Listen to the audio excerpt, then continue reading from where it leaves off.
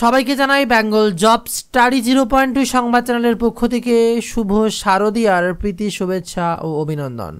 আজ মহাষ্টমী মেতে উঠেছে গোটা কলকাতা। পুজোর আনন্দে আত্মহারা গোটা বাংলার মানুষ। সপ্তমীর বৃষ্টি বিদায় যেন মানুষের মনে আকাঙ্ক্ষা আরো উদ্বেগ বাড়িয়ে দিয়েছে। ঘুরে বেরিয়েছে যথেচ্ছা মানুষ। খবর ছিল অষ্টমীতে বৃষ্টি হতেও পারে, নাও হতে পারে, তবে কিছু কিছু জায়গায় তেমনই বৃষ্টিপাত হলো, কোথাও বা হলো না। সন্ধি পূজা শেষ হলো অষ্টমী নবমীর সন্ধিক্ষণে। নবমীর আগমন আর তারপরেই দশমী, যেন পুজো আস্তে আস্তে পুজো চলে যাওয়া শুরু। আজ অষ্টমীতে জোর কদমে ঘুরে বেড়াচ্ছে গোটা বাংলার মানুষ। একের পর এক ঝাঁ চকচকে পুজোর থিম, কোথাও হৃদয় বিদারিত ঘটনা, কোথাও বা আনন্দ উচ্ছ্বাসিত ভবিষ্যৎকে ফুটিয়ে তুলেছে।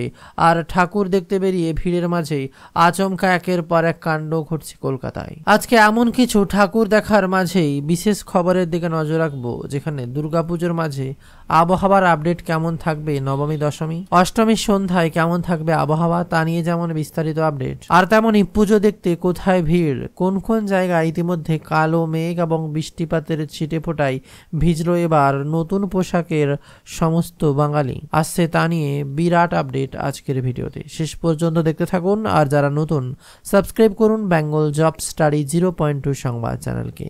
এবার আসছে বিস্তারিত খবরে। এবার শুধু কলকাতাতেই পুজো সীমাবদ্ধ নয়, গোটা ভারত জুড়ে যেন দুর্গাপুজোর মুহুর্মুহু পরিস্থিতি। এবার দিল্লিতেও সুপার হিট একের পর এক পুজো মণ্ডপ, উপচে পড়ছে ভিড়। এবার ভিড়ে ডিজের তালায় মাতোয়ারা সকলে। ফেস্টিভ্যাল অফ ইন্ডিয়া 2025 শুরু হয়েছে। উৎসবের দ্বিতীয় দিনেই অসাধারণ দৃশ্য দেখা গিয়েছে। ডিজে সাহিল গুলাটির চমৎকার তালে লোকজন রীতিমতো নাচ করতে থাকবে। আর এই ফেস্টিভ্যাল খাওয়া দাওয়া হলো লাইভ পারফরম্যান্স সব উপভোগ করবে প্রচুর মানুষ। ধুমধাম করে নবরাত্রি সেলিব্রেশনে মেতে উঠেছে অনেকেই। এবার আসছি কলকাতার পুজো মণ্ডপের কিছু বাস্তব চিত্র। মারবে কিন্তু লাগবে না। সন্তোষ মিত্র স্কোয়ারে এবার ভিড় সামলাতে পুলিশের হাতে নতুন লাঠি। এবারও থিম অপারেশন সিঁদুর, আর তাতেই শোরগোল ফেলে দিয়েছে সন্তোষ মিত্র স্কোয়ার। তা নিয়ে প্রশাসনিক থেকে রাজনৈতিক মহলে বিতর্ক কম হয়নি। পুলিশের বিরুদ্ধে লাগাতার অসহযোগিতার অভিযোগ উঠেছে সজল ঘোষের তরফ থেকে। কলকাতা হোক বা জেলা, ভিড় টানার ক্ষেত্রে সজল ঘোষের পুজোর জুড়ি মেলা ভার। ভিড় সামাল দিতে রীতিমতো হিমশিম খেতে হয় পুলিশকে। এবারও থিম অপারেশন সিঁদুর করে শোরগোল ফেলে দিয়েছে সন্তোষ মিত্র স্কোয়ার। তা নিয়ে প্রশাসনিক থেকে রাজনৈতিক মহলে বিতর্ক কম হয়নি। পুলিশের বিরুদ্ধে লাগাতার অসহযোগিতার অভিযোগ তুলেছেন সজল ঘোষ। এদিকে এই পুজোর উদ্বোধন করতে গিয়ে খোদ স্বরাষ্ট্রমন্ত্রী অমিত শাহ মহালয়ার পর থেকে নেমেছে মানুষের ঢল। উদ্বোধনের পর একেবারে জনসমুদ্র। এবার সামনে ভিড় সামাল দিতে হিমশিম খাচ্ছেন কলকাতা পুলিশ, আর তাদের হাতে অভিনব হাতিয়ার। সন্ধ্যায় ভিড়টা বাড়তে দেখা গেল। ভিড়ের সামলাতে নতুন পন্থা নিয়েছে পুলিশ। লাঠির বদলে লাঠির আকারে বেলুন ব্যবহার করছে তারা। পুলিশ কর্মীদের কথায় লাঠি ব্যবহার করা যাবে না, আবার গায়ে হাত দিলেও সমস্যা, তাই বেলুনের মতো জিনিস দিয়ে তৈরি লাঠি ব্যবহার করেই ভিড় সামলাচ্ছেন তারা। তবে সন্ধ্যা থেকেই নয়, সপ্তমীর সকাল থেকেই এখানে দেখা দিচ্ছে ভিড়ের ছবিটা। নদিয়া থেকে সপরিবার এসেছেন এক দর্শনার্থী। তিনি বলছেন এই থিমের সঙ্গে ভারতের আবেগ জড়িয়ে আছে, তাই অত দূর থেকে ছুটে আসা। আরও ঠাকুর দেখব, কিন্তু এই থিম স্পেশাল। আর এবার দেখব দুর্গাপুজোর প্রধান অসুর, অর্থাৎ বৃষ্টিপাত। সময়ের আগে কি চলে এলো বৃষ্টি? অষ্টমীর আকাশে কালো মেঘে ঢাকা, আর তার মাঝে উত্তরবঙ্গে বৃষ্টির পূর্বাভাস। সম্ভাবনা যেন গোটা বাংলার আবারও গলা ক্ষীণ হয়ে আসছে। দুপুরে আবারও বৃষ্টি নামার সম্ভাবনা রয়েছে, তবে তা প্যান্ডেল হপিং এ বাধা হবে না বলেই অনুমান করছে হাওয়া অফিস। অষ্টমীর দুপুরে আবহাওয়ার খামখোয়ালি ভাব, কখনো দাবদাহ, কখনো আবার মুখ ভার করে ঝেপে পড়ছে বৃষ্টি। পরিস্থিতি এমনই যে কেউ বাধ্য হয়ে প্রশ্ন তুলে ফেলছেন, পুজোর মরশুমে ভাটা পড়বে না তো অষ্টমীর? আবহাওয়ার দপ্তর বলছে হলেও হতে পারে, কারণ মঙ্গলে দিনভর দেখা যাবে বৃষ্টির এমন খামখেয়ালিপনা। নদিয়া বর্ধমানের আকাশে তৈরি হবে বজ্রপাত মেঘ। এমনকি কলকাতার আকাশেও এই মেঘ তৈরি হয়েছে। বিশেষ করে দক্ষিণ কলকাতার এই বজ্রগর্ভ মেঘের জেরে বিক্ষিপ্ত বৃষ্টি দেখা যাবে। কোনো প্রযুক্তি মেঘের সাথে লড়াই করার ক্ষমতা আজও তৈরি করতে পারেনি মানুষ। তাই পুজো বা আনন্দ যাই হোক না কেন, বৃষ্টির হাত থেকে কারোর রেহাই নেই। দুপুরে আবারও বৃষ্টি নামার সম্ভাবনা, তবে তা প্যান্ডেল হপিং এ তবে বাধা হবে না বলেই অনুমান করছে হাওয়া অফিস। যদিও নবমীতে হাওয়ার বদল হতে পারে। আলিপুর আবহাওয়া দপ্তর আগেই জানিয়েছে ষষ্ঠী, সপ্তমী, অষ্টমী নির্দিষ্ট নির্দ্বিধায় ঘুরে বেড়ানো সম্ভব, তবে নবমী থেকে হাওয়ার একেবারে বদলে যাবে। আন্দামান সাগরে ঘনীভূত হচ্ছে নিম্নচাপ, তৈরি করবে নিম্নচাপ, যার প্রভাব পড়া শুরু হবে নবমীর রাত থেকেই। দশমীতে বৃষ্টি বাড়বে তীব্রতা, দশমীর রাত থেকেই তৈরি হবে দুর্যোগ, যা চলবে বেশ কয়েকদিন। সে কারণেই আগাম 3রা অক্টোবর পর্যন্ত মৎস্যজীবীদের সমুদ্রে যেতে নিষেধাজ্ঞা জারি করেছে হাওয়া অফিস। এই সময়কালে কলকাতা, 2 পরগনা, মেদিনীপুর, হাওড়া, হুগলি সহ মোট 11টি জেলায় ভারী বৃষ্টিপাতের আশঙ্কা রয়েছে।